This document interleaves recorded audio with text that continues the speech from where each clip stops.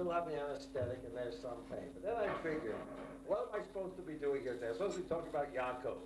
If you think I got trouble, well, that Yaakov had. Here he's worried Esau's going to kill him. He's been away 20 years. He'll never see his mother again. So if he could do it, I can do it. All right. Mary had a question. Might as well take the question first. Why not? Got to start someplace.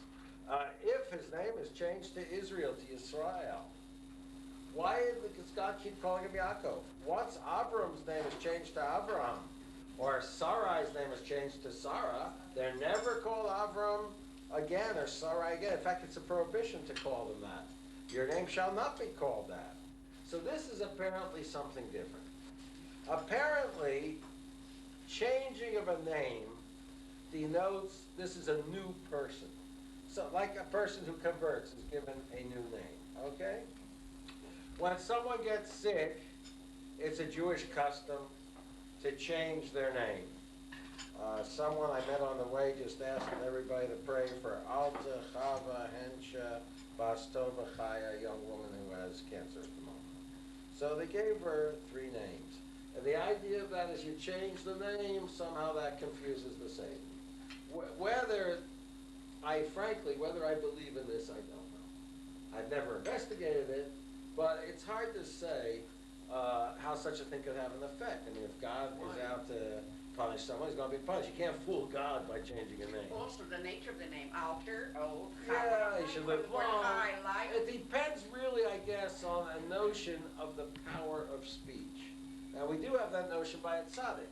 In fact, it's going to come up. It came up last week that Yaakov said whoever has the trophim should die. And lo and behold, Rachel dies prematurely.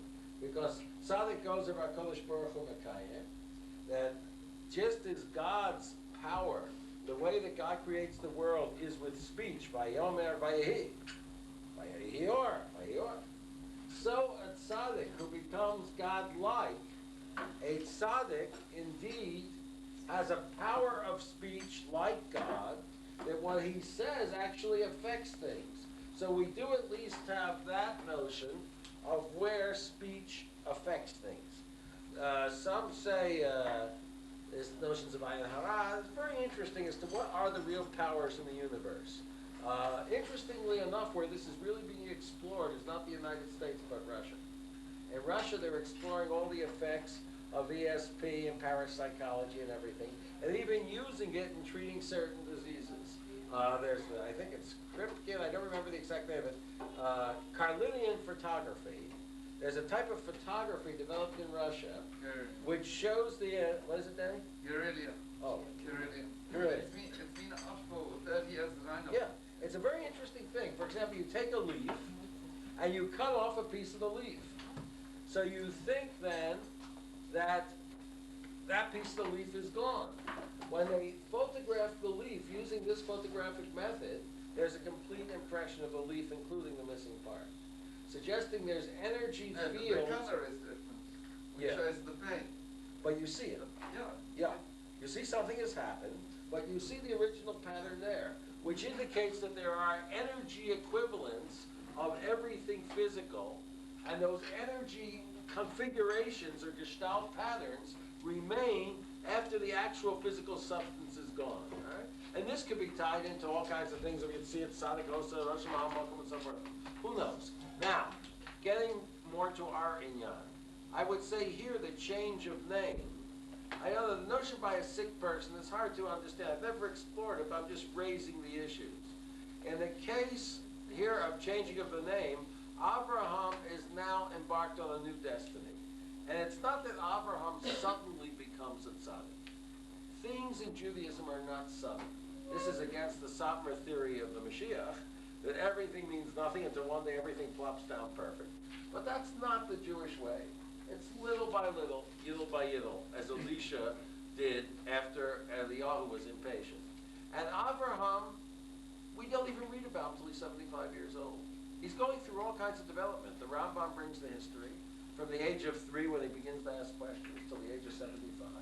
He goes through many stages. At first, he's a questioning idol worshiper. Then he's a questioning agnostic. Then he's finally a believer. Then he's a spreader of the faith. But God does not appear to him directly.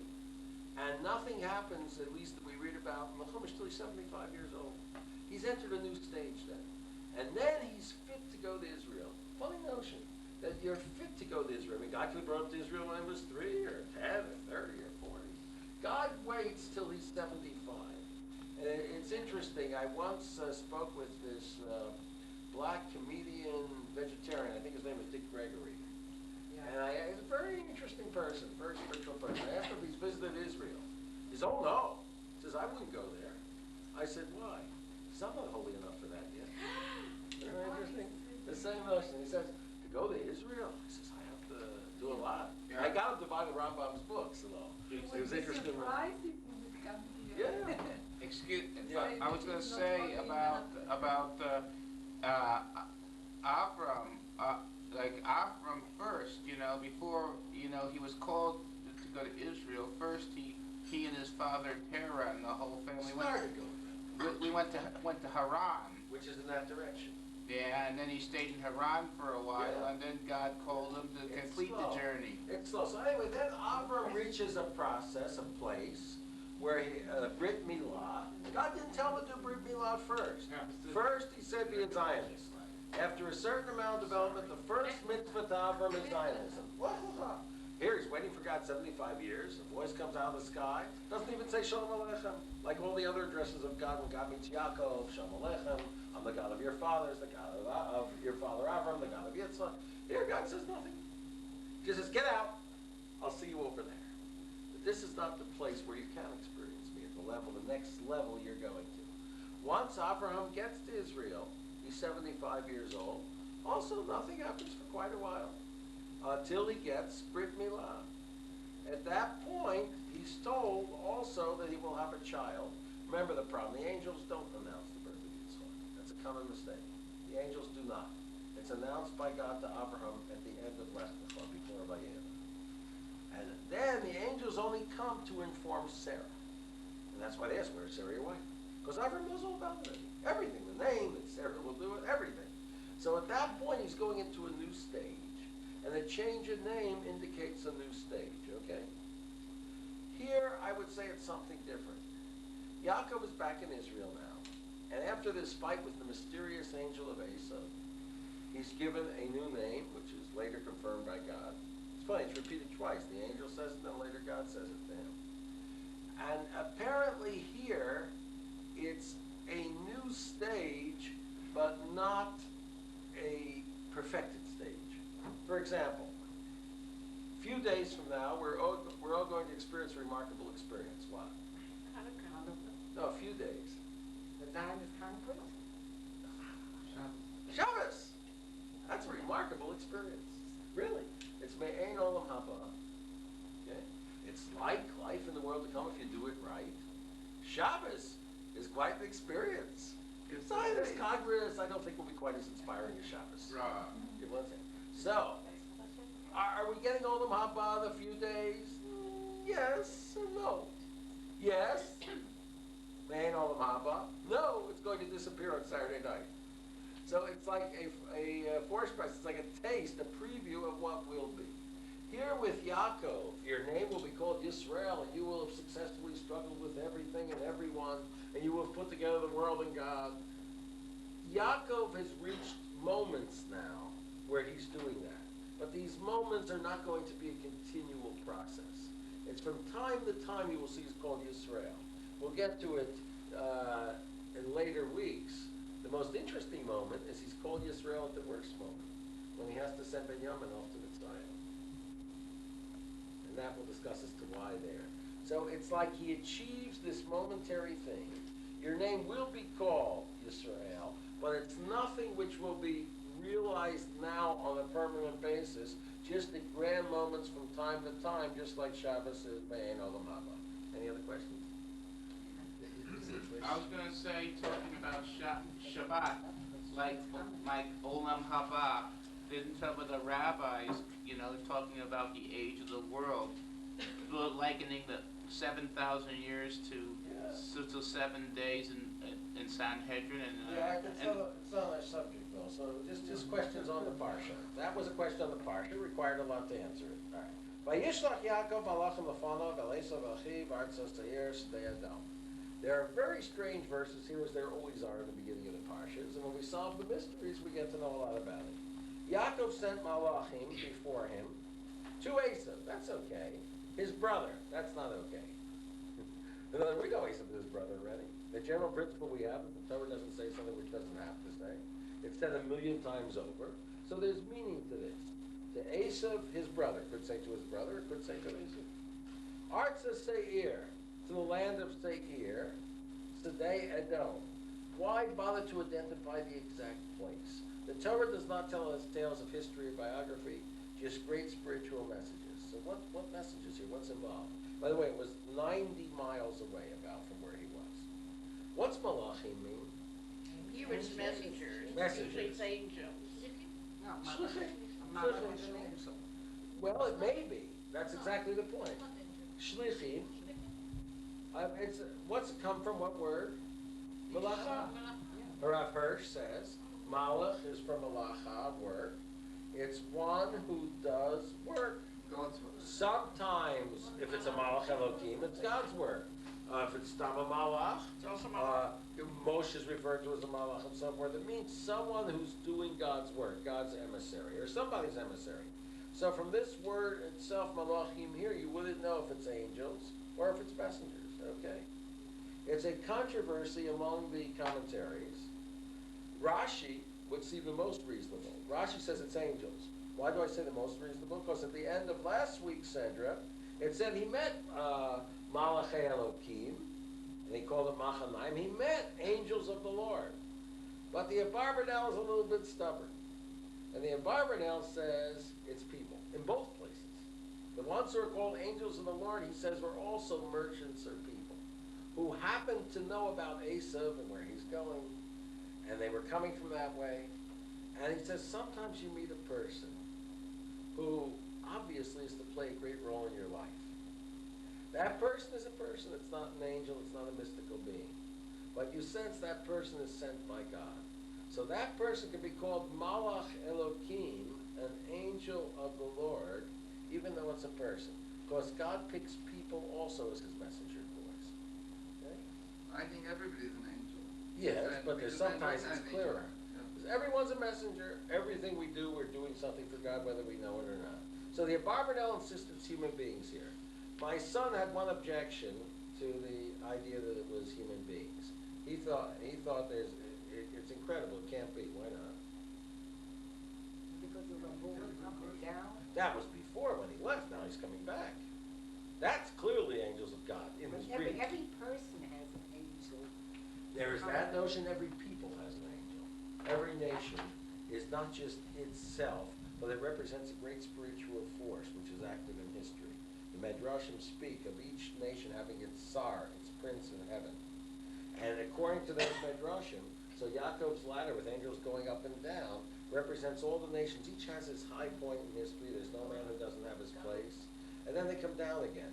Hashem Nitzav Alav, according to this, would be not that God stands over it, the ladder, but God stands over him, over Yaakov, that we have no special angel, the people of Israel. God himself is ours. And therefore we don't go up and down like the other nations. That we schlep along and limp as we learn from Yaakov's fight here through history till we have a permanent greatness at the end.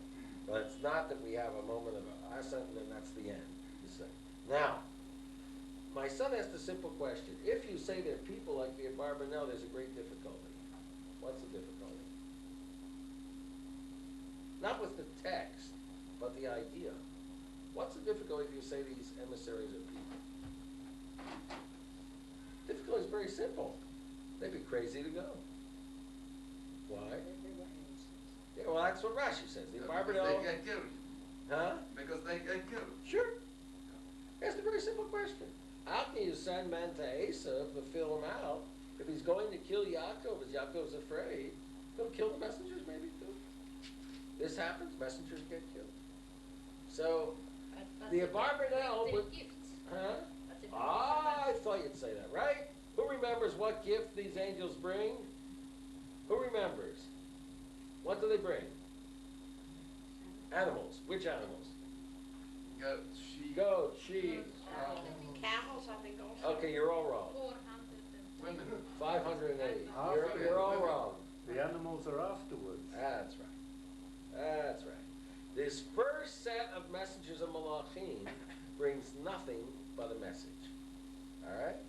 So it seems both in common sense and simple language, the Abarbanel is far-fetched. And even though he's a great rationalist, why should he try so hard to make this ordinary people instead of angels? Why try so hard? All right? Now, I think the text may show you why he tries so hard and how it beautifully fits according to him. So anyway, he says this is what he tells these creatures, whoever they are. And the first question we ask, why give the exact address of Esau? Vayetzavo some lemor. He commanded them, so tell my master to Esau. Yaakov's showing him he doesn't want to be the boss. He's not going to take the role of firstborn. Ko amar avdecha Yaakov, so says your servant Yaakov. Im Lavan garti. I sojourned with Lavan, ve'echar ad aton. I delayed till now. But what's the purpose of telling him that? And he knows where Yaakov went. Yaakov went to Lavan to find a wife. That was family business. Yeah, but he meant to say when he Garti Yeah. that he kept the mitzvot, although he was in Lavan's Did house. Esav know Were Gematria? different. What? Did Esav know Gematria? Probably Mrs. not. Dexter? I don't know. He Maybe. knew that He was Yaakov. Yitzchak's son. He knew that Yaakov was always in yeshivas. He knew We'll that. get He to knew that. everything. And why should he want to tell Esav that? Oh, look, I did the mitzvahs. It's like he's bragging. That's Yura. That's Well, because pride. Esau doesn't keep He wants anything. it. Right, so why is he saying it? If that's what he's saying, why say Ve'echar anata? I delayed till But he now. was Of course he afraid, played Yaakov with was that. afraid about his son. Because he want kibbut up in Yes, so, Israel, he want yes, that's between him and God. He can tell God I did mitzvahs. Why tell Esav? But by studying the Torah, did this not make Yaakov stronger than Esau? Maybe. You're saying he's threatening him this way. Well, he said it's Torah mitzvahs, it's not just Torah. I don't know. Vayili shor v'chamor. And I have, what? Sheep. Sure is an ox. I beg your pardon. How do you translate shor? Donkey. Oxen? Sure. Where'd you get the N from? Oh, from there. No, never rely on those rabbis. How do you translate it? How do you translate shor? Sure is a bull. A bull. Yeah, a bull. What's chamor? Donkey. Those words have plurals. Chamarim, shmarim. one shot. I have one donkey, And one shor, sown, that's sheep, that's a plural. Ve'eved, and a servant. V'shivcha, and a maidservant. So another strange problem here is the use of the singular. V'eshlecha lahagid ladoni, and I'm sending to tell my master, limsol chen be'enecha, to find favor in your eyes. All right? So all this is very strange. There's no gifts. There's nothing. Nothing. What's Esav's reply? Anybody remember? Yesh li rav. Oh, he's not sending anything at this point. That's 400 men. right. What's Esav's verbal reply? None. None. This is a very strange portion. Yaakov sends a message. Vayeshuvu hamalachim. They came back, El Yaakov to Yaakov, saying, we came to your brother. They did get there. We came to your brother, to Esav. Again, to your brother, to Esav. V'gam holech likroschcha. He's coming to greet you, and 400 guys are with him. That's the end of the story. So there is no reply given by Esav. This is very strange. He could tell him he should drop dead, or he could tell him, I forgive him. He could tell him something, but there's no reply. And then, of course, Yaakov gets scared. Vayira Yaakov mo. That's enough. Vayitzel only felt lousy. Of course, he was very scared. He felt lousy. So Rashi deals with that problem of why the Vayitzel. Vayachet zeta'am asher ito. He divided the people who was with him. V'yetat tzon, v'yetat bakar, v'agamalin l'shnei machanot. He divided all the people and animals, everything he had, into two camps, preparing for war. It says he did it. Did he do it? Did he divide them into two camps? Yeah. When Esav came, how many camps were there? One. He presented all 4 wives, all his children. It's another difficulty, you see. It says here he divided them into 2 camps, yet when Esav comes, we don't see any such division. Very strange. Okay, now I'll tell you how the Abarbanel looks at it. And this may be, on the basis of all these questions, why he says it's humans. They would be afraid to go. So Yaakov tells them like this, don't just go to Esav.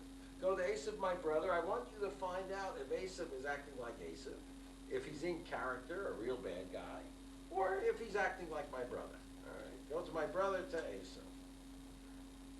To Esav, my brother. Then he tells them, go only to his place. Arza Seir Sadei Edom. If you find that he's on the march to meet me, don't even bother to hand over the message because you'll get bumped off. Got it? Yeah. That's the environment now. Yeah. Very nice. So he said, this is That's not the conclusion. That's what I was thinking as well. That Huh? they didn't actually speak to him. They just. No, why not? Because But Yaakov how had did told them. Esav know that No, Yaakov was because coming? well, he heard. I mean, there's a big camp of people coming, and there are these messengers, according to the Barbanel. These are businessmen, caravans going back and forth in Malachei Elokim. He met these machanot, and then word got back as people go back and forth. Word got back to Esav. So Yaakov says, if Esav, he assumes Esav has heard of him, according to the Barbanel. Remember, the Barbanel is the foreign minister, the war minister. The Barbanel is a Kissinger Talmud Chacham. That's how I would describe it. And you'll see later how it's reflected too. The Barbanel, he figures out what's right. The Talmud says something, all right, no, I'll figure out what's right. This is the Barbanel's voice. The Barbanel here says these were people, and Yaakov knows Esav, make him out. He says, go to Esav's place. If he's still in his place after hearing all this, that's a sign that he's not in a warlike mood. Then you'll deliver the message and bring me back his reply. But if you see him on the way, no message to be handed over. So then he told him what to say. Oh, that's very nice. And then we'll go into the message in a minute. And they come back and just say he was on the march, so we didn't hand over the message. And Yaakov is scared. All right. Now, the message to him, the simplest way might be, the Abarbanel and Rashi both actually suggest that the singular is used for a whole group. But I find that, and we have the equivalent in English of fish or deer. We don't have a difference in certain words between singular and plural. What bothers me about that, Pishat, is that we do have Hebrew plurals which are used, chamarim, shmarim, and so forth. But maybe this is a poetic style, but I'm not so happy with it. Another answer is, which I think fits beautifully, that you're afraid that I got your bracha, I didn't get the huge quantities and huge multiplication. I have an ox. All right, I worked a little harder, I had another ox, a little harder, another ox. He's telling you that my things are not mass, they're not quantity. It's a way of expressing to Esav that the bracha didn't work, so there's nothing for you to be jealous about, nothing for you to be angry about. That, as I remember, is the Barbanel's way. That's very nice. But doesn't that contradict the fact that he sends some quite big presents? No, because they're not big. They're big and they're not big. For example, I was thinking about it today. Say I'm a successful businessman, really good, or a doctor. I'm making a couple $100,000 a year, and I give my brother a $10,000 present. Now, $10,000 present is impressive, but if you're John Paul Getty, or you're Rothschild, or whoever, it means nothing. $200,000 a year, they wouldn't bother to do the things that you do to make that money.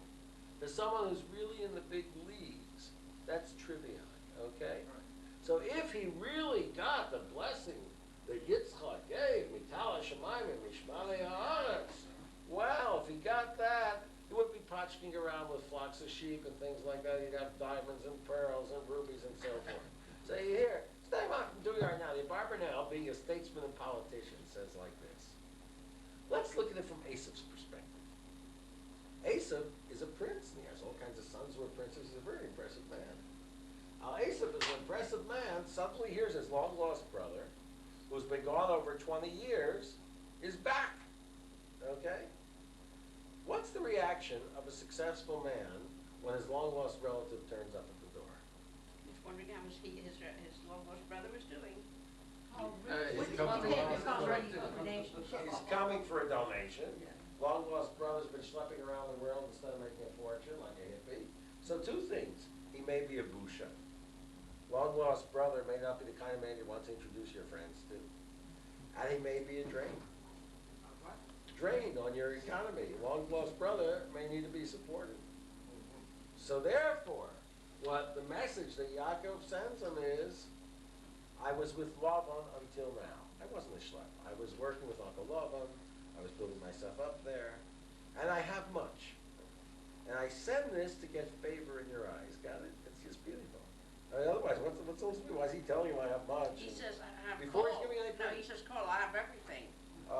he says, one second. Yaakov He says, says, I have Vayishlach everything. Chamor, but so I have servants Yes, and you all this. call. And I've sent this to find favor in your eyes. So I'm accepting your mastery. I have everything I need. I don't need anything from you.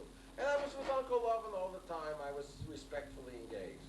That's how the Abarbanel learns it. Now Rashi, in fact, Rashi brings another pashat. I have shor v'chamor. Who is called a shor? Yosef. Later in Torah, Yosef. Yosef is called a shor.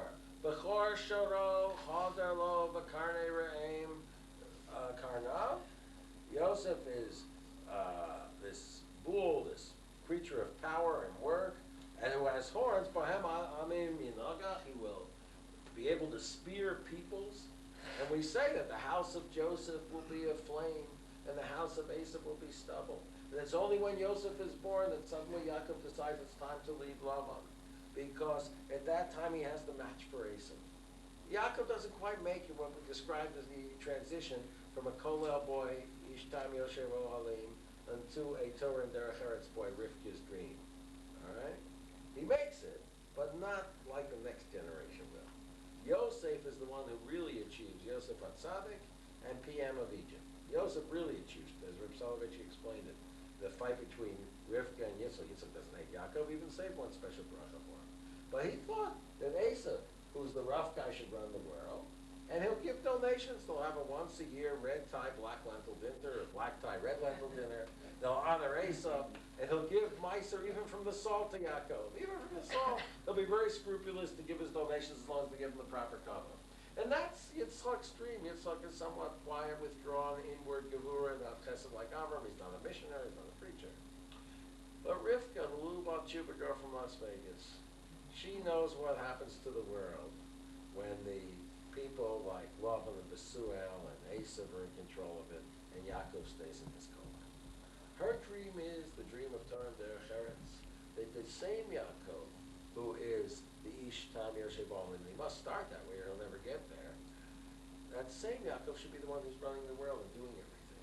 In order he could be a model to Esav, that he can influence and change Esav. As long as he remains each time Yersheval and pulls all kinds of little tricks to get what he wants, Esav will either despise him or hate him. One of the two. But now, the new Yaakov, the Yeshiva has their boy. The religious kibbutz, like he makes quite an impression on Brother Esav. Okay? So Rash says, I have a shor. I have a Mashiach ben Yosef. And I have a chamor. Who comes on a chamor? Sachar is compared to a chamor. That's interesting. And actually, I hadn't thought of it, but as long as you mentioned it, according to Rav Hirsch's Peshat and the Rashbams, that would be very nice. How does Yisachar get his money? Ships, commerce. How do you know that? Were you there? How do you know someone gave any money? he was a socher. How do you know it? How do you know someone gave money? Torah never says He so. supports his brothers. How do you know that? Torah doesn't say it anywhere. It just says rejoice, Yisachar in your tents, and Zavulun in your business. But it doesn't say one supports the other. And contrary, Yaakov's bracha and Vayechi is just called a bony ass, crouching, a workhorse. So you know it because Rashi says it. How'd Rashi know? Rashi wasn't there either. How'd Rashi know it? Because Rashi found the Medrash. So it's a Medrash. But the Rashbam, Rev Hirsch and others deny it. Rev Hirsch says, reading the text simply, Rev Hirsch says Yisachar was a farmer. He was like a bony ass crouching under the burdens, who worked very, very hard, but didn't want to work much because he mostly sat and learned. And Rev Hirsch there says the ideal of Torah and Derech Eretz, Yafatam Torah and Derech Eretz, the ideal of it is farming and learning Torah, because those are the two things that bring you the Spirit. The Torah brings you Hashem, the Ein Sof, the essence of God, and the farming brings you in the best touch with Elohim, 86, Hateva, the Lord of nature. So if you farm and learn Torah, you'll be good. Yeah, Torah, that's Rav Hirsch. So where does the Bulim come in? works a little bit farming. And he says, as the Rambam says. The Rambam says it's forbidden to earn one's living from Torah. According to the Rambam, that medrash is wrong. You're not allowed to take money from Zavulun for your study. No, the Rambam doesn't speak about shit because it's wrong. There's no such thing in the Rambam and Hirsch. This is the thing that's in the yeshiva world. It's in the Malbim. It's in Rashi. But there's different schools of thought regarding How long this. should you work and how long should you learn? According to Rev Hirsch, basically his Sasskar fulfills the Rambam's formula. The Rambam says ideally, if you can pull it off, everyone should work about 3 hours a day and spend the rest of the time doing Torah mitzvahs, which today suddenly is a great reality. Anybody who's smart enough to be a great Rosh Yeshiva is smart enough to get a PhD in taxation or computers and be a consultant at $100 an hour. Live very modestly. That's part of the Rambam's formula. You don't live with class. But you live respectfully. And those 3 hours a day can do quite well. This is the Rambam Pirkei Avot. Right. And Hilchos Talmud Torah. Talmud Torah says there are certain group of people like Kohanim No, which do not have Talmud to Torah, at the end go- of Shemitah and Yovel. do not have to go. Wait, I'll get to that. All right, as long as you brought it. The Rambam at the end of Shemitah and Yovel is where it is. At the very end of the Rambam, this is a tough one today, by the way. I have a distinguished Rosh Yeshiva here. He used to teach Rav Riskin's Yeshiva. Or Pfeiffer, right? Yeah. So the Rambam there says, he says, Shevet Levi does not have the regular job. Of course, even there, if you look carefully at the Rambam, even the Shevet Levi had farmlands and pasture lands around their city. And even though they could change city lands into pasture lands, they're not allowed to change the other way around on farmlands. So there is a thing that Levi does some farming, A. B, Levi clearly does get Maasros and Trumas and Kohen and so forth. However, the editor of the Rev Kook edition of the Rambam points out, and I am convinced of it, and I myself proved it, I think, that the Rambam, when he says after that, he says, and anybody who's really madly in love with Torah, not just a regular yeshiva boy or kollel, someone whose heart's on fire with Torah, yeah. He says, then he can make himself like a Levi. Now, the Mefarshim on the Rambam, at least the Rev Kook edition, say the Rambam doesn't mean he will take money. What the Rambam means is simply he does not have to practice a regular profession. Of course, according to the Rambam, one of the mitzvahs is to have and practice a regular profession. And he can rely on God that when he needs money, he'll find some work. And I proved it very simply. Because back to Hilchos Talmud Torah, which you mentioned, in Hilchos Talmud Torah, when the Rambam gives the prohibition of taking any money for Torah, at that point the Rambam goes into this ideal life. What will the man who really loves Torah do? He'll sit and learn and learn. When he suddenly finds he has no money or nothing to eat, he'll go out and work. So there in Hilchos Talmud Torah, he's describing that same person who he's describing at the end of Shemitah and Yovel. So I would say clearly, according to the Rambam, who's followed by Rav Hirsch, Rav Soloveitchik likes this swing by there, no one is to take a dime for Talmud Torah except if you happen to be a Kohen and Levi, because God said so. Yaakov and so forth. And therefore, I could see setting up, even though one would not generally believe in kollels, it's setting up a kollel specially for Kohanim and Levim, because they are entitled. Okay, anyway, so how did I get into that? What was the question? I forget. How did I get into it? You would suggest that Yisachar is the Chamor. All right. So the question still is, they're lumped in one verse. That Yisachar should rejoice in his tent, since So if they're lumped in one verse, there's some connections. You know what Rev Hirsch says the connection is? It's beautiful. It says like this. Yes, what I said is true, that the ideal spiritual life is to sit and farm a couple hours a day and then sit and learn, and you'll produce great scholars. And you have that kind of thing in Vermont, in some places in the world, where you have these farmer scholars. They produce very beautiful kinds of people. The New England Yankee is that type of person. So he says, but there's one thing that kills the whole thing. You can farm, and you'll appreciate nature and God. You can sit and learn, and you'll get God's Torah. And one thing is going to kill the whole thing. You know what? The commodities market. You have to sell the stuff. And you start schlepping with a Greco and Machne Yehuda and everything. So what Zabulon does, he says, look, brother, this is the part that drags you down. This is what I do day and night anyway. I have a big business of import and export. Give me your produce. It's not really worth it to me maybe to carry your little bit of produce for you 3 hours a day. But I'll take it, market it abroad, get you high prices, then you'll do me a favor too. It says also there by the brachot that Amim Har Yikra, that Zavulun will call all the peoples. He has important customers from Germany and Sweden and Italy and all over. He brings them up to Har Hashem, introduces them to brother Yitzhak, who does a little propagandizing. Because remember, the Rambam says, we are to influence every guy in the world and turn him into a Ben Noach. Not to be Jewish, but that he should accept the Torah and its authority and validity, and that it has general religion for him. He doesn't need any of those newfangled religions. Okay? So this is how the symbiotic partnership works. The Zavulun does the marketing, and Yisachar does the proselytizing. Very simple. But how does he ever get to meet such important people sitting and learning? Zavulun brings them around. In other words, that the prime minister should bring to Rev Cook or somebody the great guest who come from abroad. Just tell me Rev Getz with a letter to some Argentine priest who's interested in Judaism. Okay, so that's that. Everything is fine. But actually, Chamor, the one who rides on the Chamor is who? Mashiach. Oh, Bilam does not ride on the Chamor, Mary. He rides on a on a tone, a Shiach. There's all Yeah. kinds of drushes about that. Yeah. So who rides on the Chamor? Mashiach. Anybody else?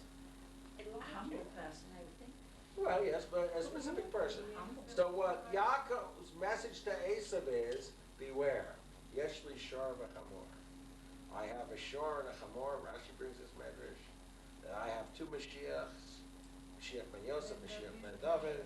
And in the end, as our Haftorah concludes, I think verse 21 of Obadiah's one chapter short prophecy, one of Moshe Bartzion, which potes are Esav, v'hayasal Hashem ha'melucha.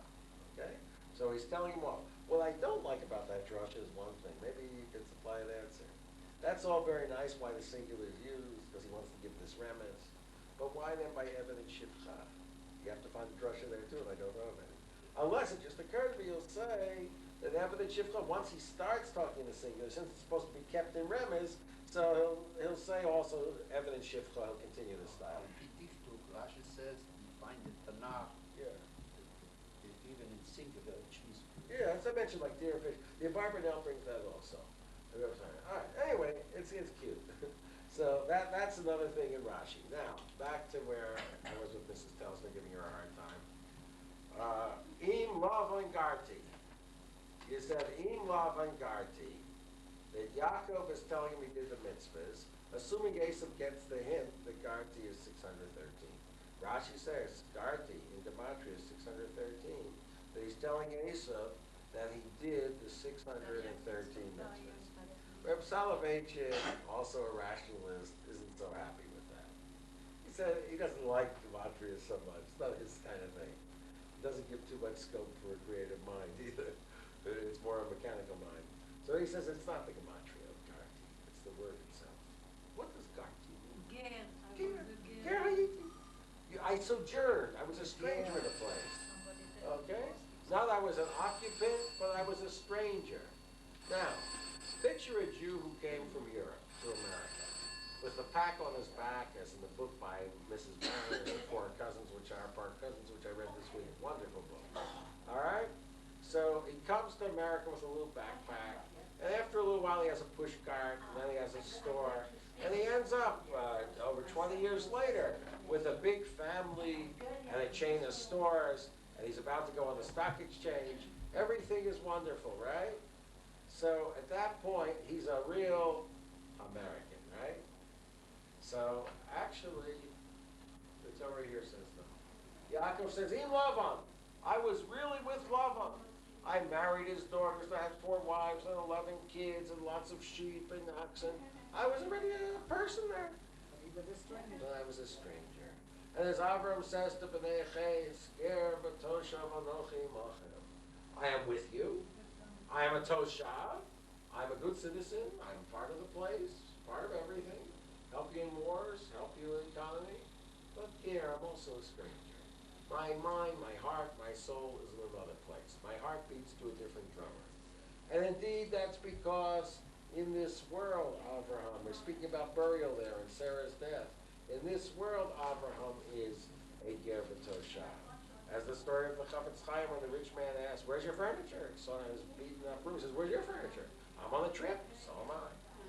The man is existentially and essentially a stranger in this world on a brief trip between eternities. between the eternity he came from before he was in the womb and the eternity to which he'll be going once his body is back in the womb of the earth. Okay?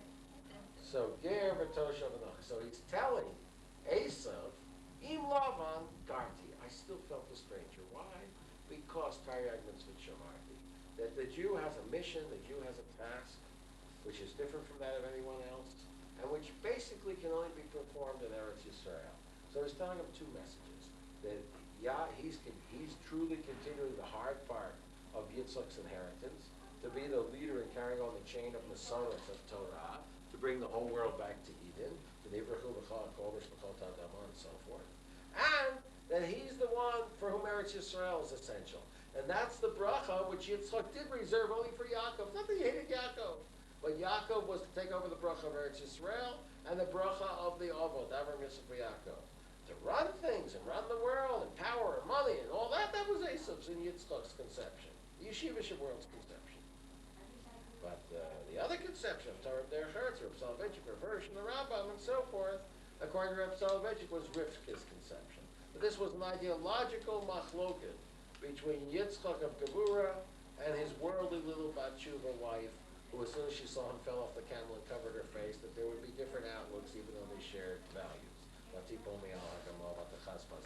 Later, also Yitzchak agreed, Gam Baruch here, because when he saw that Yaakov is not a Baki, he knows a trick. When he found out that he really tricked Esau, he said, oh, he's not just a Yeshiva Bocha, Gam Baruch here.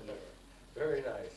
That also fits the drasha. They said the smell of his garments is like the smell of a field which God has blessed. What do you mean? Leather garments stink. So the idea is these garments, which were Nimrod's, which were originally Adam's garments, when Yaakov puts them on, even the field can get a beautiful smell.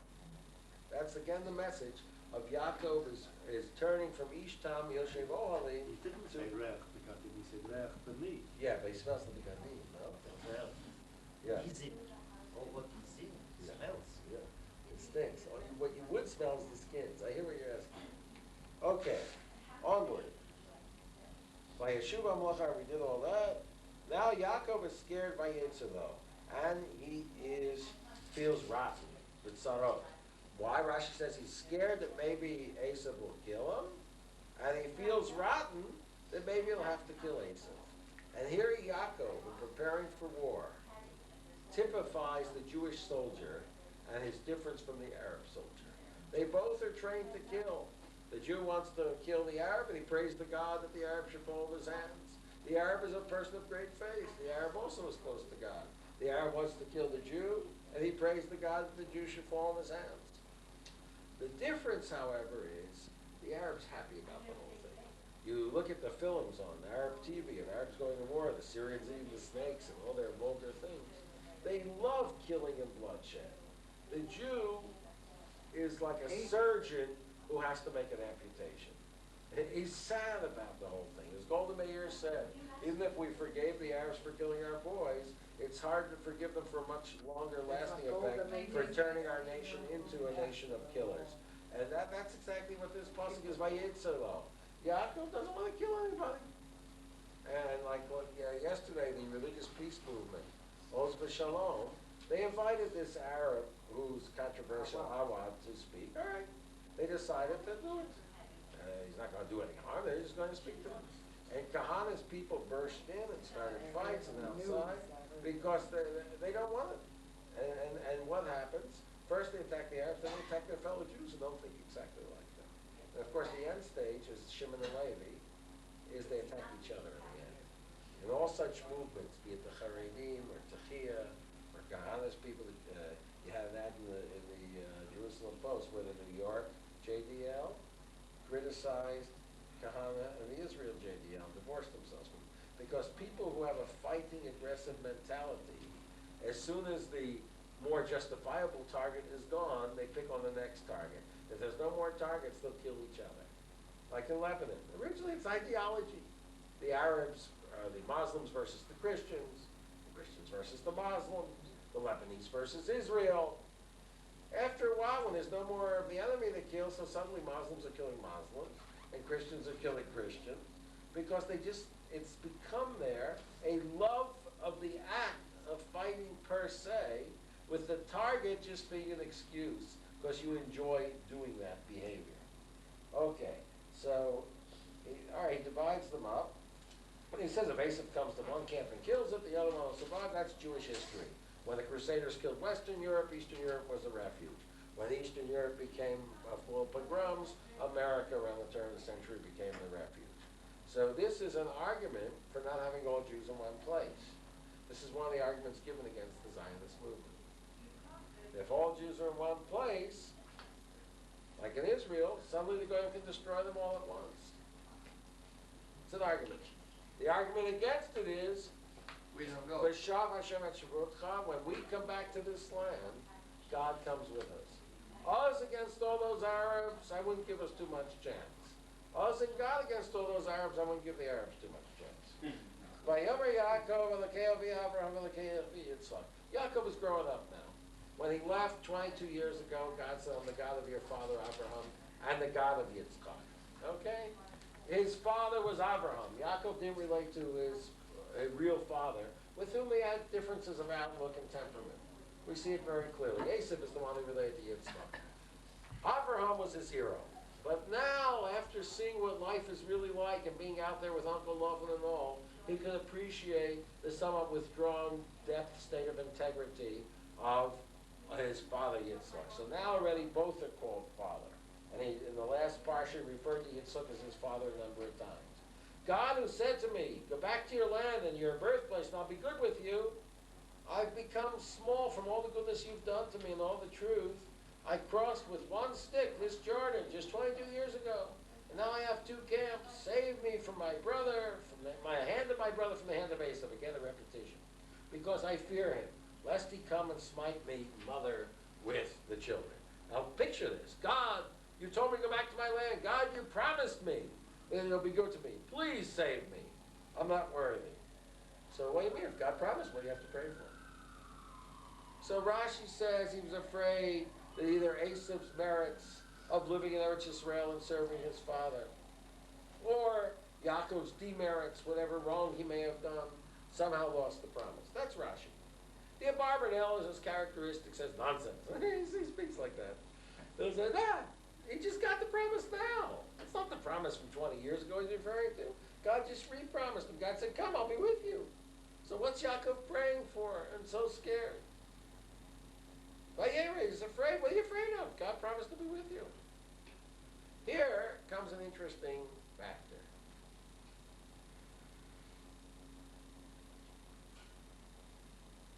I wrote by Nazir that Rashi, who had vineyards, was against Nazir, who restricted himself from wine. Rashi liked pleasures of the body. And the Ramban, who was a doctor and treated all the ailments of the body, said Nazir brings a sin offering because he stopped. It's good to separate from everything but your body. Controversy of Rashi and the Ramban. The Ashkenazi chief rabbi, Rabbi Kulitz, got all upset. He said, you're implying that Rashi is human. Yeah. So I said, yes. I assume he lived like he worked. And I said, my Rebbe, Reb Soloveitchik, certainly believes Rashi was human. He'll even believe Avraham and Yaakov were human. So this seems to be the kind of dispute here. Rashi here interprets it that Yaakov thought maybe lo sechuyo no harm. The Abarbanel says, you know why he was scared? Even though God had just promised him, he did nothing wrong now. What did Yaakov do wrong? He just listened to God and went. What did he do? All right, Rachel stole Terafim. Yaakov didn't know about it. But what's he afraid that he suddenly lost and I'm small from other things? You know what he says? You're right. He has no reason to be afraid. Yaakov should have perfect faith in God that God will save him as just promised. He's doing just what God wants. So why does he cry and pray? He might have to kill Esau. That's the other part. But why is he afraid of Esau killing him? That's the afraid part. Why is he afraid? Because he knew he had wronged Esau. Yes, years ago, but God told him, I'll be with you, I'll take care of you. Apparently God's forgiven him. So he got his reward already. Yeah, but how can it be the Abarbanel? That's what Rashi says. But the he wasn't Abarbanel sure of says, Esau's reaction. God just promised him now. He knew Esau could be Fine, the 2 violent. wives is the Ramban. That's why that's a terrible idea. But, yeah, but all this, but God just promised him it'll be okay.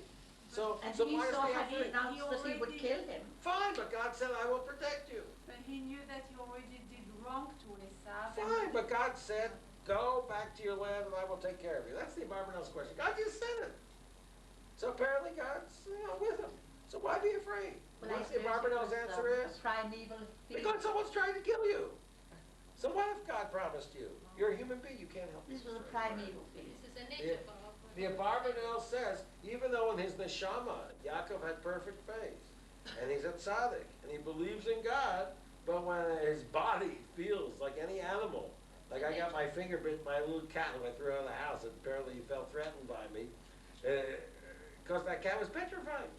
And so Yaakov, just the thought of Esau with the sword coming, has a natural animal reaction of fear, the Abarbanel says. So what does the Abarbanel say? Well, I said, he says that, yes, even Yaakov the tzaddik with perfect faith is human. And a human being can't help being afraid. It's a natural, non-thought-out reaction. It's nothing you decide upon. That's just what happens. A woman, the greatest tzaddikas, the rabbis say, while she's having a baby, she's swearing, I want to get that man right out of my hair. I never want to see him again. Because under the pain and pressure, she automatically just doesn't want to go through this whole business again. Then she feels guilty about it. God says bring a little sin offering. A little one is enough, a couple birds, to clear her conscience. But there is such a thing as involuntary sin. There is such a thing that a person gets in a state where he can't act as he really would like to act. That's the Abarbanel here. Very interesting notion, okay, by Yaakov. Now, There's a medrash actually. yeah. It's written when Abraham went to slaughter his son, he cried. He cried. Bacha. He cried. So the question is, before he said, Hineni, when God told him to take Achno et Dincha, Yeditna, Shahabt et Yitzchak, and he said, Hineni, he went, with all his neshama and body, and still he was crying. So the Medrash asked this question, why did he cry? He was ready to do it. So the Medrash, Hateva was shelo. Nature, טבע שלו. Hateva was et shelo. So in other words, the nature, like Rabbi explained, is doing, fears come out by itself. And fear comes by itself when I see Fear it. comes by itself. Very nice. Thank you. The feeling of a human being comes by Yes. itself. Even if you don't want to have it, Yeah, it but comes the naturally. Even to reinforce what you It's say, involuntary. he's not just afraid of his own death, just like the tears come to Abraham at the Akedah Yitzchak. So the idea of Esau killing his wife and children, because God didn't promise that. Also you could answer. God promised, I will guard you. All right, somehow he'll survive it. I'll give him another wife, who knows what will happen. But Okay, this I could say, they had once the Chafetz Chaim, that's how, to take insurance. If it's allowed, you have to have bitachon b'Hashem. Why should you take life insurance? So the Chafetz Chaim said, you may have bitachon for yourself, but not for your wife and children. Bitachon is good for yourself, but for your wife and children, you have to worry. Therefore, take out life insurance. Hikani eim al banim, Yaakov was not afraid for his life, but the children will be Yisomim. The mothers will be Almones. This is the main fear what he got. That's why the Chafetz Chaim always insisted on having very shabby furniture, wasn't it? Well, that's Because different. he couldn't take it with him. Can't take it with you. All right, so Yaakov slept on that night, and he took of the things which he had. Now he takes the present, you see. The first one, forget it, they don't deliver the message, nothing. They just tell him Esau's coming. Now he has to prepare peace. So he does three things. He prepares for war, divides up his camp, he prays, and he sends. placates. And to this day, consciously or unconsciously, his descendants in the state of Israel do the same thing. At the same time, those guys from Moshe Shalom are in the army. They invite anyone to speak to them. Who knows? Maybe it'll work something out. They're willing to make deals with the Arabs, even though the Arabs aren't entitled to 1 inch of land back. But if it would bring peace, you're about that. The same thing is here. Yaakov, who we say loves his money so much more in his body that he goes back for little cups across the river, that same Yaakov, it just occurred to me, is willing to give a huge present to Esau because peace is very important.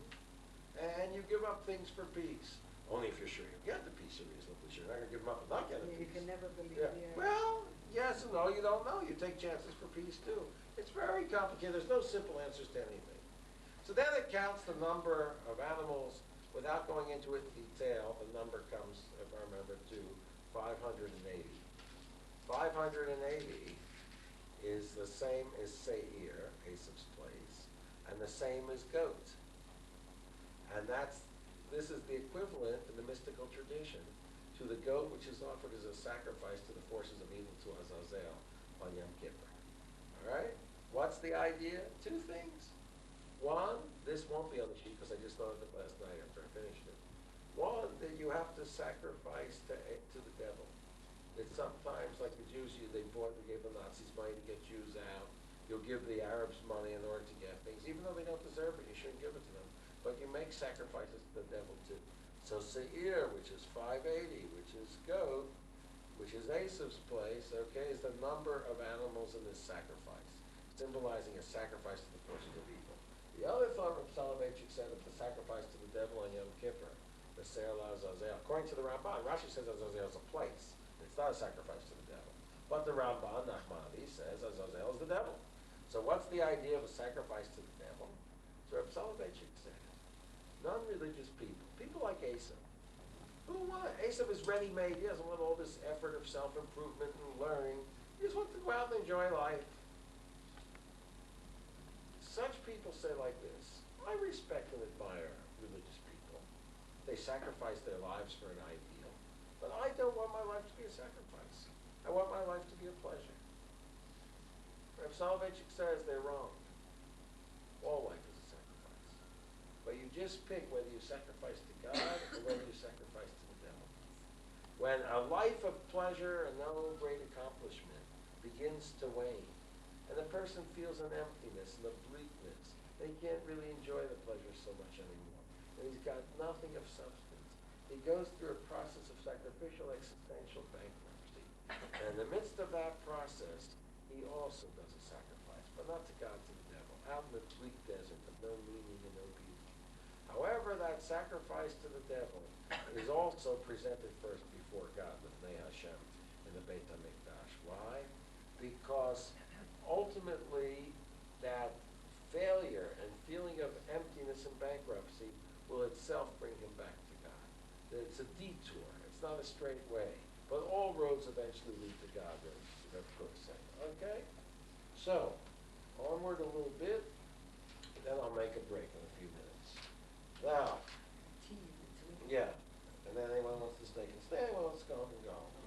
Now, so he gave all these animals over and he sent them in groups, not just to waste them on one present. He wants to keep making an impression, group after group, each one.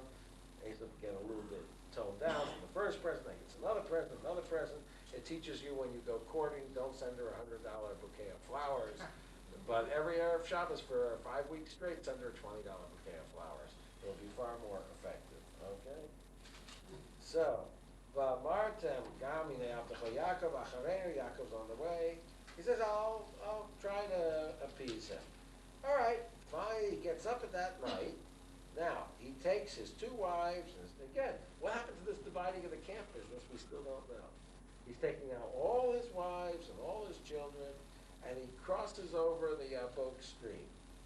And he takes them all across. Was that J-Book? Yeah, and all that he has. Vayevater Yaakov levado. And Yaakov's left alone. What does that mean, he's left alone? That means, what has he done? Without the wives? But it just says he took them all across. So what does that mean? He's going to meditate. He's going back. To see If them he all took safely. them all across, there was that Medrash Chazal that Yaakov went back. Where are they getting it from? Very simple. If it says he's all alone, the implication is that after he took them all over, he came back again. So the rabbis say, what did he go back for? Pachim, ketanim, kadim, pachim. Little utensils. Why? Because that tzaddik is straight out of Shylock. That tzaddik, his body means more to him than his body. What a terrible notion. What? Tzaddik should care more about his little pennies than his, because he doesn't, just because he didn't steal. So this is like this, the trait of Rabbi Miller in the Shabbat Shiurim from Gateshead says that the trait of Yaakov basically is truth emes. Yaakov wants to try to pursue love of God with no artificial props. That's why at first he even passes by the site of the Acadia. He doesn't even visit the Kotel. Why? Because that would be using an emotional prop to increase his faith. Yaakov wants to go out there with nobody else, in the middle of Haran, in the most forsaken place in the world, and there achieve faith. But on the way, as he begins to encounter Haran, he realizes that there's an arrogance in that too. An arrogance of thinking that I don't need support to come from my faith. So he runs back, and God even gives him kafitza taderach then. So the Medrash says, don't say Vayavater Yaakov Vavado, that Yaakov was about Ela Lakado. He went back for a little picture or something. He says that's the same idea, because Yaakov cherished independence. Again, Yaakov would not take money for his Torah. He didn't want anyone else supporting him. Even with Lavan, he says, "Want to start?" He says, "Look, let God take care of it. Just the spotted and streaked and speckled ones, and so forth." Yaakov craves independence. He doesn't want to be taloi, dependent on anyone else. To meditate. To meditate, yes, but the rabbis had this notion they went back for money. We'll see in a moment what happened. According to the Barbanel, this money he went back to attend to meant his servants and so forth, the things which weren't really his so much. It says he took over at Asher Lo, what he had, what was his, what was preciously his. It says this was the scheme. He did divide into two camps, but the two camps wasn't, he didn't divide his wives, they didn't divide his children. What he did is all the wives and children, all the wives and children he took over the river. On the other side, he left things which weren't so important to him, his servants, money, which weren't really his, not Asher Lo, in the most intimate sense. And the idea was that Esav would come along behind him, and Esav would meet this decoy camp and fight it out, while Yaakov, with the really important people and things, would escape on the other side. Got it? And then the surprise he got is Esav didn't come that way. Esav came around to meet him in front of him instead of in back of him. And therefore he had no choice but to introduce all the wives and so forth. That's how the Barbanel works that one out. All right? And then by Aveki Shimo, we'll finish with this story. That'll be enough for now. And just a minute, he fought Esau. Yeah, that's what we're coming to now. That's it. Vayavek Ishimo ala lo tashachar. A mysterious man fought with Yaakov, raised dust with him literally, or he was dusted, until morning. And some sources say this man was covered with dust. What's the idea? This man who fights Yaakov represents the spirit of evil in every age, which is merely personified by Esav in that particular generation. And there's dust covering him, that basically he's holy and good too. Esav is okay. But there's a cloud, a klipa, a shell of ugliness. There's no face or reality to evil. I assume Esav could daven that in the morning too, as the son of Yitzchak and Rivka. But there's a covering, dust over him. Of course, the word also comes when people wrestle in the Mideast, and it's dry and dusty. Dust comes up. Now, the man struggled with him until morning. And when he saw this mysterious figure, that he could not beat up Yaakov, so he touched him in his thigh, in the sciatic nerve, He lived ever and he hurt his thigh, and finally the bad guy said, "Let me go, for dawn has risen." What's for dawn has risen? I mean, we said Alalota Shachar. Did you just say, "Let me go"? What's for? What's for dawn has risen? Vayomer. And Yaakov, Yaakov's crazy here. What do you think Yaakov would say? Baruch Hashem, thank God I'm done with you. No. Yaakov says, I won't let you go. Lo ashach elechacha ki'im berachtani. I want your bracha. First of all, we just learned last week that God tells Laban not to say anything to Yaakov, tov or ra. Not even the good, because the good things of the Rishoyim are bad to the tzaddikim. So what does Yaakov want? The blessing of the representation of evil of Esau's malach who tries to destroy him. Just tell him, get out. Very strange. And he says, then Yaakov asked him, Ma shemecha. I'm sorry, he asked Yaakov, Ma shemecha, what's your name? He says, Yaakov. And he says, oh, well, Yaakov, very special. Your name eventually, I will translate it. Your name eventually, eternally will not be called Yaakov, but Israel, because you have struggled with the Lord of nature, Elohim, V'im and people, Batuchal, and you have prevailed. And Yaakov said, what's your name, please? And he said, why are you asking my name? And he blessed them there. And Yaakov called the name of the place Peniel, because I've seen the Lord, not God, the Lord of nature, face to face, and my soul was saved somehow. I managed to get through it. And the sun shone to heal him. That's what the Medrash says. Otherwise, why mention the sun shone? I mean, everything's mentioned for some religious message. As he passed for the ale, and he was limping on his thigh. And therefore, because Yaakov underwent this strange experience, none of us can have a good T-bone steak to this day. Okay, lo yochlu b'nei Yisrael. Therefore, the children of Israel do not eat on Asher, the sciatic nerve, Asher al Kaf Hayorech, ad hayom hazeh till 1987, because the angel happened to hit that part of Yaakov. Very strange. Begid on Asher. And that's the end of that Indian, of that chapter 32. Now, what is the idea of all that? Rev Hirsch says this is all symbolic of what's to happen to Yaakov and his descendants. All night, the long night of history, when things are not clear and you cannot see anything in the Galut, all that long night, the forces of evil will fight with Yaakov. And they'll almost destroy Yaakov. They'll wound him. He will limp. Yaakov limps through history. He limps through history, okay? Until finally one day, Messianic dawn, Aliyat HaShachar arises. And at that point, suddenly the forces of the world can't just kill Jews with impunity. This is very similar to Rav Kanatovsky's drasha in Parshat Tzav, that we start off with the Olah of the evening burnt offering in the Torah. And then only later go to the morning one, because all the evening of history, the Jew is a burnt offering. It's an evening you can't see the purpose of it. It's on a moked on a furnace. You don't really see it on the mizbeach. There's no kohen around. It just looks like senseless slaughter. But there will come a morning when the sacrifices won't stop. Tzvaha Galil Yisrael will have to continue to make olot, burnt offerings. But now it's no longer an evening offering, but a morning offering. An offering where you can see some purpose and sense in it that's bringing about the Messianic era. Eventually that will be followed by Shlomim, by a period of Shalom. But Shalom is not enough. Yaakov will not let the Malach go until he blesses him. Not in the sense that he gives him a bracha. But like I say, Baruch Atah Hashem, I'm not giving God a bracha. God doesn't need me.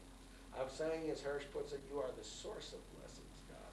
Baruch Atah, you are pure blessing. You grant blessings. So will all the nations, after Messianic dawn, say to Israel, Baruch Atah Yisrael. You, Israel, are the source of all our blessings, all our civilization, our family life, our connection with God. All of this comes from Yisrael, from Yaakov. So that's what happens. He blesses him there, okay? And then Yaakov limps, and therefore the Jews don't eat him. What is it? The Jews voluntarily forsake that sciatic nerve, that symbol of uprightness they bring to walk straight throughout history for the great mission. To be a Jew is to accept the life of limping. Okay? And I will have on the Parsha sheet the Meforshim bring from the Navi, who says that God will finally console she who limps in the end of days. Okay? You Israel is raised a called question. she who limps. But I didn't get your answer. Why did the angel have to leave at dawn or before dawn? Because dawn is when he no longer has power over Yaakov. So the angel won't say, okay, the Jews, we've done what we've done to you, we'll leave you alone. Yaakov says, it's not enough you leave me alone. I'm going to teach you and influence you. You have to recognize me as the source of your blessings. Any guy that doesn't come up to Israel on Sukkot, any nation that doesn't send a representative will not get any blessing. Israel is the firstborn, not God's only child. The firstborn will make subsequent births easier, as Rev Hirsch explains it. We are here on a messianic mission, that we are to bring the whole world back to Gan Eden. This is very, very clear. And so that's the story of the fight with the angel. I think I will stop at this point for about 5 minutes. Yaakov lifted up his eyes, and he saw a nice painting, a piano, all sorts of interesting things. Yaakov lifted up his eyes, and he saw Esav was coming, and 400 big schlubs with him, and he put each group of children with its mother, and then he first introduced the servants and their children, then he introduced Leah and hers, and finally Rachel and hers. And what happened? He bowed down 7 times to Esav. Yaakov saves his blessings of superiority and wealth for the end of days, when that messianic dawn, his children really will be the leaders of the world. He's willing to accept limping meanwhile through the dark night of history. He's now living out the story that just happened. Of course, according to the Rambam, that story never happened. According to the Rambam, Yaakov was never fighting with a man. So how does he explain the Torah? So how do we explain the A dream. guy? And then It's a dream, right? And Mrs. Talsner asks, if it's a dream from a dream you don't live, right? That's right. That's the Ramban's question on the Rambam. If, first of all, it doesn't say he dreamt. Right, Rambam say, once you learn the ladder was a dream, so maybe everything's a dream. So the Ramban says, from a dream you don't live. And the Abarbanel says, oh yes you do. And he brings the example, what we call today psychosomatic medicine. Freud actually showed that some paralysis, physical paralysis, was caused by unconscious guilt mechanisms, and he cured it not by working on the legs, but by working on the soul. And the Barbanel gives us an example. A male may have an emission of semen, a wet dream, because of thinking in his dreams licentious thoughts. Somehow, whatever is in his dreams affects his body. Or a person who dreams he's having a struggle, a fight, may suddenly start moving his arms and legs back and forth in the bed. It's not just in the head, it's all one thing, the body and soul. So he says, even though he doesn't agree with the Rambam, he thinks it really happened, but the Ramban's question is no question. The Rambam does it the other way around. The Rambam says, not only do the thoughts affect your actual bodily action when you're sleeping, but your actual bodily action affects your thoughts. He says it's the other way around. When excessive, the Rambam speaks of it, when the male is accumulating excessive semen, he will then have erotic dreams. And if the man just strained his leg from schlepping all those packages across the river, Yaakov just moved his whole family. In the course of moving, the Rambam says, Yaakov probably limped and strained his leg. So because of that, he had a dream that someone was hitting him in his leg. So both of them, the Abarbanel and the Rambam, in each in his own approach, tries to justify the Rambam. So I thought that was a cute little tidbit to add. All right. Now, so what happens is wonderful. Vayoretz Esav Likraso, Esav runs to greet him. Vayachavkeu, and he hugged him. Vayipol al tzavarav, he fell on Yaakov's neck. Vayishlach, and he kissed him. But there's little dots over the word for he kissed him. Vayivku, and they cry, just like by Rachel. Yaakov kisses her and cries. Here, Esav kisses him. You don't see Yaakov kissing Esav. And they both cry. All right? Over there, I want to say a very simple explanation. Like we said before, you can't help it, you're human. Yaakov, the yeshiva boy, who's on this long, lonely journey, and he sees beautiful little Rivka, and he kisses her. And right after he kisses her, Gaval, what did I do? And he starts crying. Here, you might have a similar thing. Then Esav kisses him, and they both cry out of guilt. Yaakov out of guilt for suspecting him, and Esav out of guilt for his feelings he had before about Yaakov, his own one and only brother. Who knows? Well, But the Torah points out both cases that they cried. Why the Torah says, I don't know. On the subject of kissing, Gracious Rabbah 70:12 says that, quotes a rabbinical view, that all kissing is disgusting, basically. Except for three things. The kiss when someone achieves greatness, Shmuel to Shaul. The kiss when someone achieves greatness, when Saul is anointed king, I believe Shmuel kisses him. The kiss when you're parting from someone for a long time and you want to show how you want to retain contact And with them. relatives. When Orpah leaves Naomi. And the kiss of Moshe and Aaron where they haven't seen each other for a long time. And Rav Tanchuma adds the kiss of relatives. So that takes care of the problem of Yaakov kissing little cousin Rachel. That also leads to an interesting solution for the problem when a boy suddenly becomes a Baal Tshuva and he gets married and his Tante Malka comes over and wants to give him a kiss. No, don't touch me, don't touch me. The Rosh Hashiva said no. So according to Rav Tanchuma, at least in this measure, it's okay, let Tata Malka kiss you, it's a relative. All right. Anyway, and Rebbe Kiba praises the Medes in Brachos 8, if I remember, who hygienically only kiss on the palms or the foreheads or something, don't kiss mouth to mouth. However, with God, we crave real closeness. May he kiss me with the kiss of his lips, with his mouth. Nishakeu, Nishikopihu. How's it go? In Song of Songs. And you know what Rashi says? Rashi says there, the mouth-to-mouth kiss, like... It's resuscitation. No, that's not what he says there. It may be spiritual resuscitation, but Rashi says there, as in Shir HaShirim, it's the kiss of a young man for his bride. The mouth-to-mouth kiss will characterize a young man with his bride. Later, he'll give his old wife a nice kiss on the cheek or a kiss on the forehead. That's what Rashi says. So we have much discussion in the Talmud and all on this concept of mouth kissing. I mean, from a little kid's standpoint, it seems like an awfully obnoxious thing to do. There's germs and saliva and all that. Mouth-to-mouth kiss, I mean, just look at it objectively. It's something you can't explain to a child. Why do they do such a vulgar thing? So Rebbe Kiba seemed to feel that way too. Explanation, but I thought really very beautiful. Toss it in for posterity on the VHS, yeah. We have lips, which are soft, and we have teeth, with which we bite.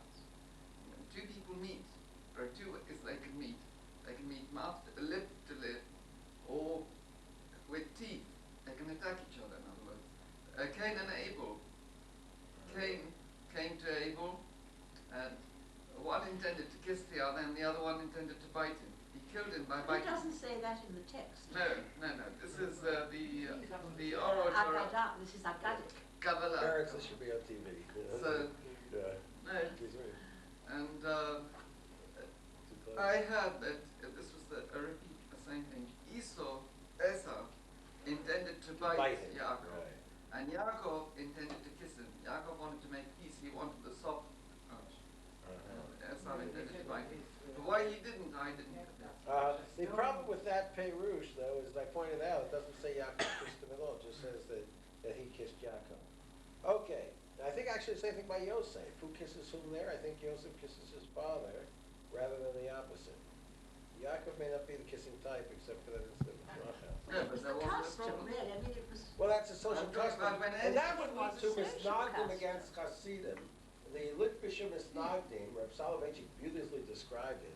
One of their main oppositions to Hasidus was they believed that the physical expression of lofty feelings cheapens and limits those infinite lofty feelings. When I say I love you and try to put it in words, that somehow cheapens and limits that which is beyond limits. When I give a kiss or a hug as an expression of the love, it's like the Kodesh Kodashim. God, in his most intimate and beautiful sense, is not to be seen by anyone. It's to be hidden. It's to be mysterious. Only the Kohen Gadol goes in once a year. But as I said, the mistake of the Misnagdim is they turned the whole Mishkan into Kodesh Kodashim. The whole people could be in the Chotzer outside, but they made every aspect of life. The fathers didn't hug their children, and so forth. They turned everything into a Kodesh Kodashim instead of just the most sacred things. And the mistake of the Hasidim maybe was to take things which are very holy and subtle and mysterious and try to overpopularize. God, I love you, dancing and singing. And Reb Soloveitchik also know that dancing and singing are like drugs maybe. It's a way of artificially stimulating yourself to religion, as I mentioned, like visiting holy sites. But that's another discussion. Interesting, you No, did not that's mention another- the kiss of death. The kiss of death is very famous. And also, may he kiss me with the kiss of his lips, and Shir HaShirim could be applied to the favorite kiss of Miriam, Aaron, and Moshe, where they die by divine kiss. It's true. And Jews always kiss holy objects. We kiss the Sefer Torah and the Parocha and the Zuzahs and so forth. So kissing is a most interesting theme. It's basically the mouth is that by which I make contact with the world. Things come into my mouth, things go out of my mouth, and even more important than what goes into your mouth is what comes out of it. So the mouth is my communication channel, my contact channel. It's interesting. I mean, why do people put mouth to mouth to express love or affection? Why not ear to ear? Indians actually rub noses, I understand. Eskimos rub noses. It's interesting, you go into the sociological, psychological, anthropological semblance of these things. But the Torah, at least at this period, seems to describe people as kissing each other. Lavan kisses Yaakov, he kisses his sons and daughters. So it seems more the Hasidic way than the Misnagish way. Okay, let's quickly knock it off. So, Esav sees the women and the children. No, Esav notices the women before the children. A good Jew would first notice the beautiful little children, then pay attention to the women. Now, Esav, however, is the opposite, okay? So he sees them all, he says, who are these to you? And he says, these are the children with whom God has blessed your servant. Yaakov's trying to teach Esav the message of the importance of children, Beis Yaakov. Esav is a busy man running about the world, he has not much time for his children, probably. And then they all came and they bowed down, and he said, all this is to find favor in the eyes of my Lord. And Esav says, I have much, my brother. You take yours, but Yaakov nudged him, please take it, and he took it. Like Avraham with Ephraim. And he says, it's like Pnei Elohim, Vatir Tzedi, you may be happy. Take the blessing, you see, I didn't get the big blessing, and I have everything, Esav says to Yaakov, I have everything, I don't need it, but he took it in the end. He doesn't have everything, he just said, Rav. No, fine, I have a deal. lot. Okay, no, he says, Yeshli Kol, I have everything. That, Yaakov says that. No, in Lamed Gimel, Kach Na'akir Chasi Asher Vayishlach. Oh, right, you're right, Barry. All right, you're right. Yaakov says, I have everything, and Esav says, I have a lot. And then he takes it, and then Esav now turns the other way. Yaakov said, save me from the hand of Esav, save me from the hand of my brother. The one danger is past. He's saved from the hand of Esav, the murderer. But now there's the other danger. That Esav, with all his culture, all his civilization, wants to go together with Yaakov. Let us march together. The theme of Hanukkah, the Yavanim, which occurs about this time. Please, let me march with you, or I'll send some of my men with you. Yaakov says, no, because we want to lead a slower-paced life. We have to go at the pace of the children and the cattle. But someday we'll all get together on Seir, on that mountain. When is that? Again, the end of the Torah, V'yolam Moshiach B'har Tzion Lishpodes Har Esav, when I will judge Esav's mouth. Right now, Esav, even though at the moment you miss me and you feel so good, but you're not ready to accept my sovereignty yet. You're still not ready. And we see when Yitzchak dies, Esav goes first in the burial. Unlike Yishmael, who gives Yitzchak the right to go first at Abraham's funeral. So Esav is stubborn, and he still has his mouth and his pretensions of civilization and culture and the New Testament and all that. He still has these pretensions. It's only in the end of days, in that messianic dawn, as Yaakov has just seen, that he will finally recognize Yaakov as the source of all his blessings from whom he has to learn. So he says, you go your way meanwhile, and I'll go my way, you take the high road, I'll take the low road, and someday we'll all be together. Okay? And that day Esav went back to his path, going to Seir, and Yaakov went to Sukkot. Rav Monk says, Esav goes to Seir, to the goat, to Yom Kippur, to atonement, a religion of guilt and atonement-centeredness, whereas Yaakov goes to Sukkot. Yaakov's aiming, that's only a means to the ideal of man rejoicing with God on Sukkot after he gets the atonement. And he builds pens for his cattle there and so forth and calls the place Sukkot. Also, he promises Esav that he's going to go to Seir. Yes, someday we'll be back there. I'm telling you that day. The Moshiach, and Yaakov comes perfect to the year Shechem, and then everything's fine. He buys some land there, and suddenly comes the terrible incident of Dinah. Dinah gets raped. She goes out to meet the daughters of the land. The rabbis in the Medrash, some of them criticize her, just like Leah went out. She's a gadabout. And look at the trouble she got into. The Abarbanel says that's not right to blame the victim of the rape. What'd she do wrong? She just wanted to see the daughters of the land. Who dreamed that the prince would take her? Anyway, he takes her, and he rapes her, and he loves her. And then Yaakov doesn't tell his sons, and they come home. And then Hamor, his father, comes and says, look, I want to marry this girl for my son. I'll give you any amount of money. It's no problem. And we'll all get together. We'll do business together. And they set a condition, circumcision. Sorry, that's our custom. We don't want any uncircumcised men in our family. Now, the Barbanel says that's how they tricked them. The trick wasn't to kill them. The trick was to pretend that they cared about circumcision. What did they really hope? According to the Barbanel, They wanted them to be in a weak condition so that they would be vulnerable. No, according to the Barbanel, whoever thought they'd go along with such a crazy thing? This was a polite way of getting out of it. He didn't want to start a fight with them and say, give our daughter back, we don't want to marry the likes of you, Yishkatzim. No. He says like this, he says, you circumcise yourselves, and then that's the only way we can do it. He gives them an out, a polite out, and they'll say, oh, well, I'm sorry, that's too much, take your daughter and go. No, he loves her so much, he talks everybody into it, we'll get their daughters, we'll do business with them, and all of a sudden they're all ready to be circumcised. And they don't want them, but this is what happens according to the Abarbanel. Then they do the thing on the third day, or the third day after Din is taken, or the third day after circumcision, they kill them all with a sword. And Yaakov gets upset at Shimon and Levi and says, you've caused me embarrassment, everybody's going together now, we're a small number. Does he tell them they did wrong? No. He just tells them it's going to bring bad results. Did it bring bad results? No. Everybody was afraid of them, nothing happened. Yet, on his deathbed, Yaakov says, hurtful is their anger, he says it's morally wrong. For in their anger they killed a man, and then in their cold-blooded will, they uprooted an ox against Yosef. That same Shimon and Levi who formed the group to get the infidels who dared sleep with a Jewish girl, suddenly wind up being the ones who want to kill Brunswai to kill Yosef. And finally, Levi has to kill Shimon when Shimon's tribe is sitting with the daughters of Moab. In the name of God, aggression so often turns out to be aggression against God. All right? Why doesn't Yaakov ball them out now morally? Because I'm very careful. You don't talk to a man in the moment of his anger. You can tell me you're going to get in trouble. What? It says you do not speak to a person in the moment of his anger. They're in such hot-blooded anger now, Yaakov can't tell them they're doing immorally. So they make our sister like a Zona. But he can't tell them you're going to get in trouble. But later, when they're around his deathbed, it calmed